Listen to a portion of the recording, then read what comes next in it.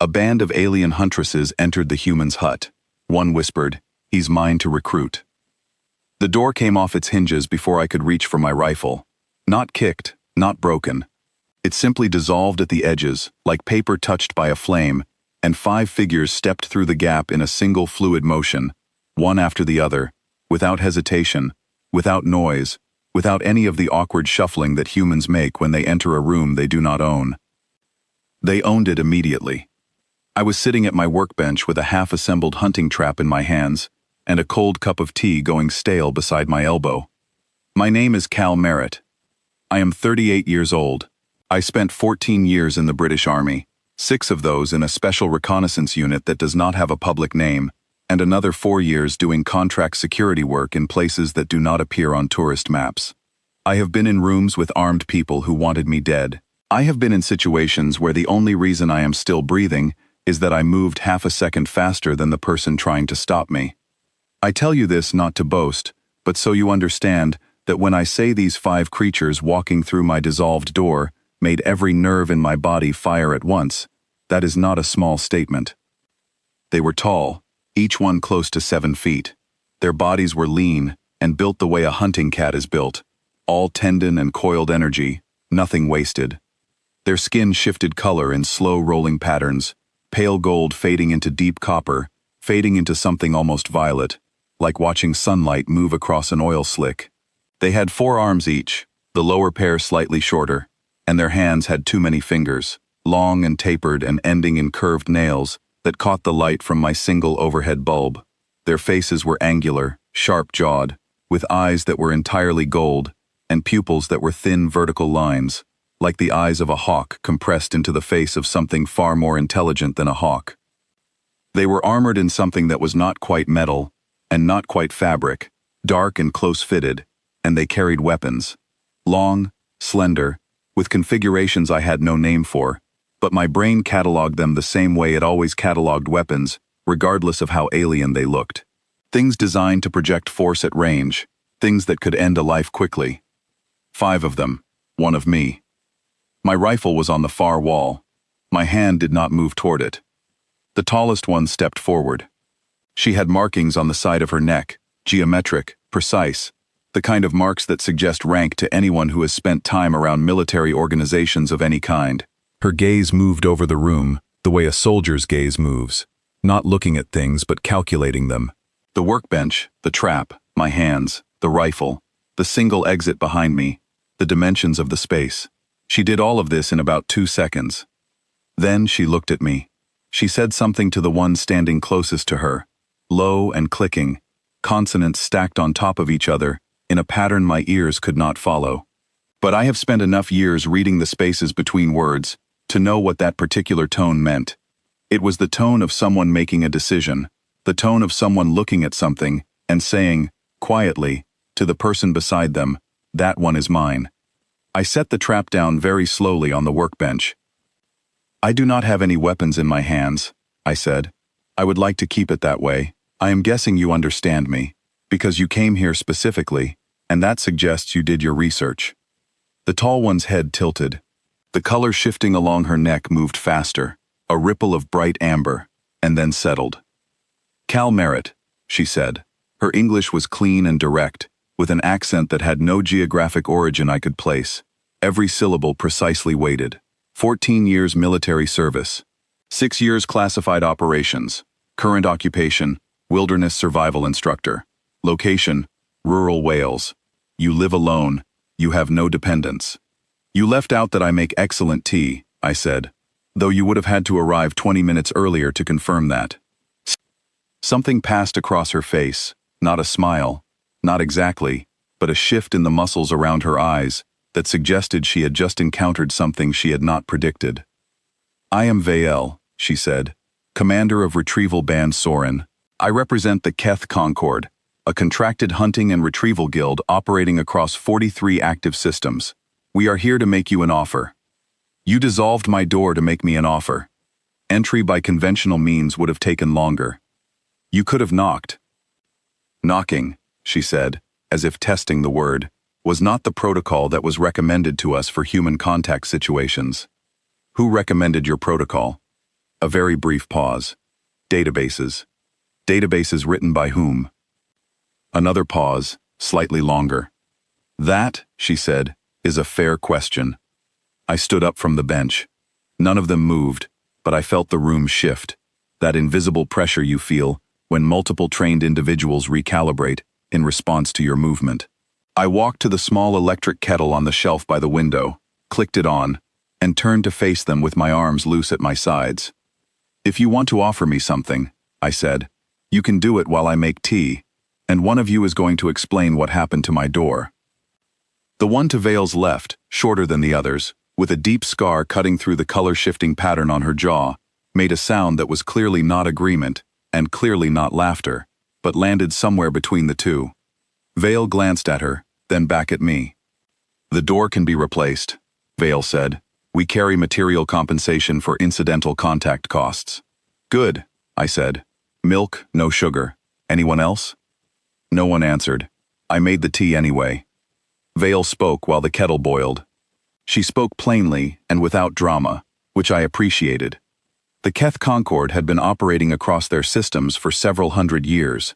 They were a retrieval organization, which meant they located things and individuals across long distances for clients who needed that service. They were very good at it. They were, by all accounts, the best at it in their region of known space. They had become aware of humanity approximately 18 months ago, she said, when a long-range sensor sweep picked up the electromagnetic signature of Earth's communication traffic. In the time since then, they had been quietly gathering information, studying the species, building a profile, and they had begun identifying individuals who met their recruitment criteria. What criteria? I asked. Tactical intelligence, adaptability under stress, physical endurance beyond species average, a specific psychological profile. She paused. An ability to remain functional in situations where the rational response would be panic. I drank my tea, and I fit those criteria. You are the highest-scoring human individual in our assessment across the entire planet, she said, with no emphasis at all, the way someone states a measurement. I looked at her over the rim of my mug. There are 8 billion people on this planet, I said. Yes. And you picked me. Yes. I set the mug down. Why are you telling me this in my workshop in rural Wales and not making this offer through some kind of official channel? Governments exist. Institutions exist. Vale's golden eyes held mine for a moment. Your governments, she said carefully, would negotiate for their own interests. Institutions would involve committees, decision chains, delays measured in what you call years. We are a contracted organization. We move quickly. We identify individuals. We approach directly. And if I say no, we leave, she said simply. We do not compel. We never compel. That is also a Keth principle. Compelled operatives are liabilities. I believed her. Not because I had any reason to trust her, but because the logic was clean, and the logic of people who operate at high skill levels in high-risk fields is usually clean.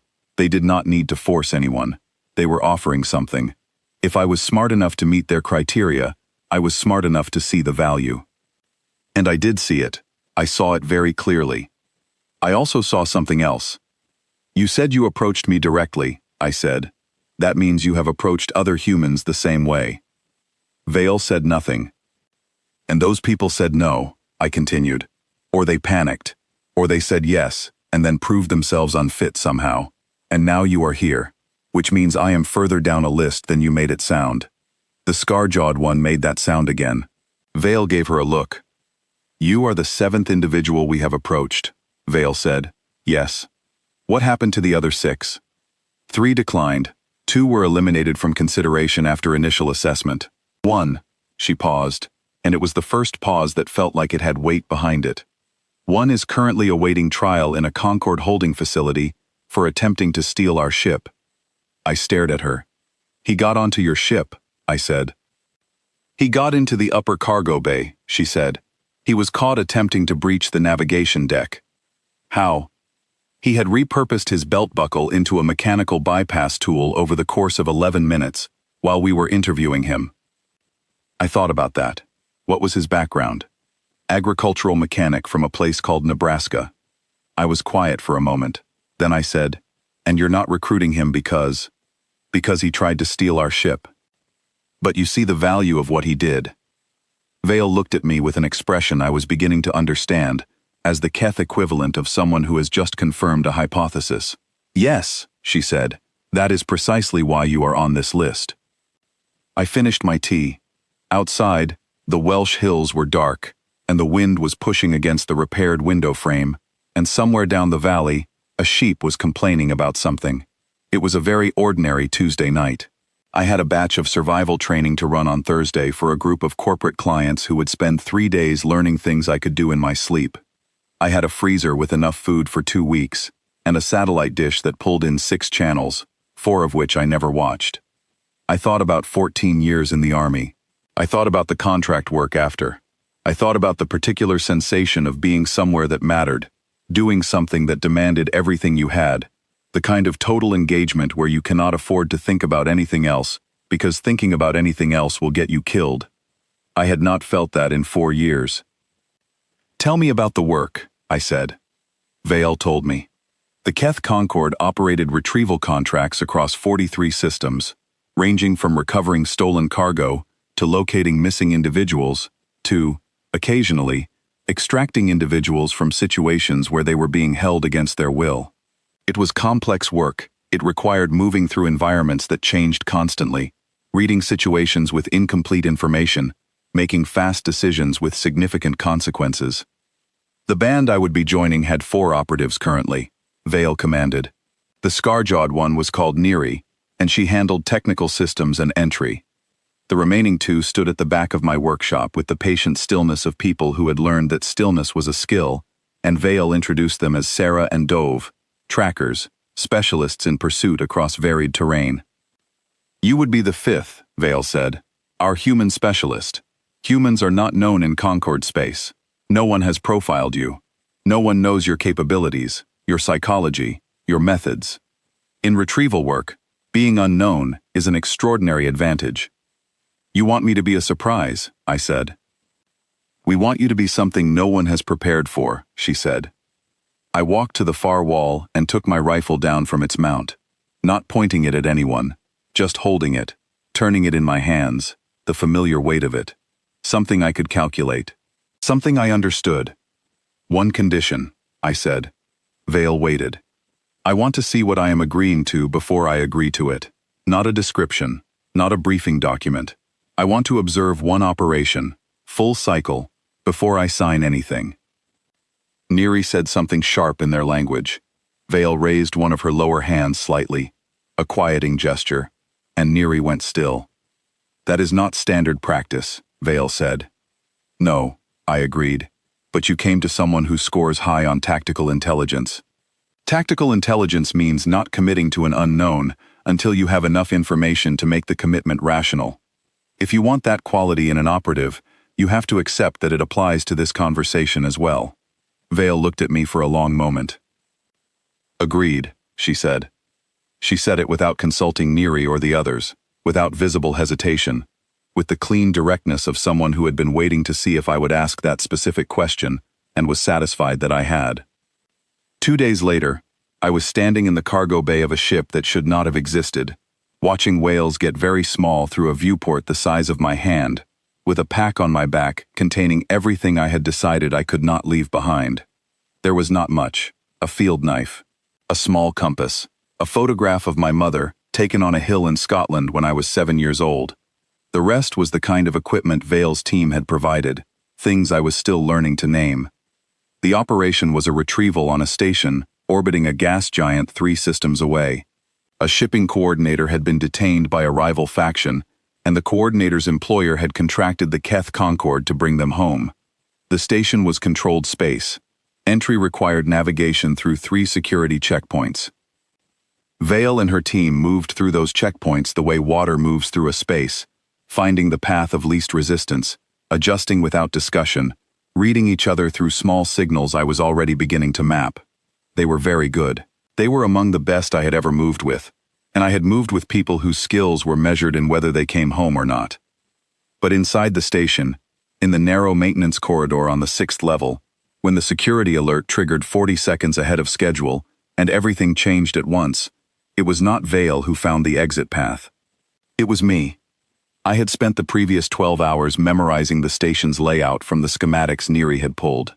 I had paid particular attention to the maintenance infrastructure, the conduit paths, the junctions that existed not on the official maps but in the logic of how a structure like this had to be built in order to function. When the alert triggered, I was already moving, and they followed because I moved with the certainty of someone who knows where they are going. We came out on the lower loading dock with the target coordinator between us, and 3 minutes to reach the extraction point. In the ship, afterward, in the moment of quiet that follows a mission when everything is still running through your blood, and your hands are only just beginning to feel normal again, Vale sat across from me in the narrow common space, and said nothing for a while. Then she said, "In the corridor. How did you know?" The ventilation housing on the left wall was mounted 6 centimeters higher than the spec sheet indicated, I said. That meant the conduit behind it was larger than listed. Larger conduit means it was added later, after original construction, which means it bypasses the original security zones. Anything added to a structure after original construction follows the path of least disruption. I calculated where it had to exit based on the load-bearing walls. Vale looked at me. "You calculated all of that," she said, "in approximately 4 seconds. 3.5, I said. "Give or take." She was quiet again. Then she said, "Do you remember what I said to Neri when we entered your workshop? Before we spoke to you?" I looked at her. "I remember you said something. I did not understand it." I said, "He is mine to recruit." She held my gaze. "In Keth, this means I have claimed responsibility for you, that you are my selection, my judgment. If you fail, it reflects on me. If you succeed, it reflects on me. And I told Neri something else as well, in that same moment." She paused. "I told her I thought you were going to be the most capable operative we had ever recruited." I said nothing. "I was not wrong," she said, "but I was not fully right either." "What do you mean?" "I thought you would be the most capable operative we had ever recruited," she said. "I did not predict that you would show it in the first 48 hours." Outside the viewport, the gas giant rolled slowly through its orbit, enormous and indifferent, striped in amber and rust, lit from below by storms larger than continents. I had never seen anything like it in my life, and I knew I was going to spend the rest of my life seeing things I had never seen before. I thought about the Nebraska mechanic in the Concord holding facility, turning a belt buckle into a bypass tool in 11 minutes. I thought about 8 billion humans on a planet that had no idea this conversation was happening. I thought about 43 systems, and how many corridors in how many stations would have ventilation housings mounted 6 centimeters higher than their spec sheets, because that is how structures work when they grow organically over time, and how almost no one ever thinks to look. "I will sign the contract," I said. Vale nodded once. Clean, decisive. "Welcome to the Concord," she said. Neri said something from across the room. I was getting better at reading Keth tones, and this one was dry and sideways, the tone of someone making a wry remark. "What did she say?" I asked. Vale's gold eyes held the faintest shift at the corners. She said, "The galaxy has no idea what it just let in." I leaned back in my seat and watched the gas giant turn. She was not wrong.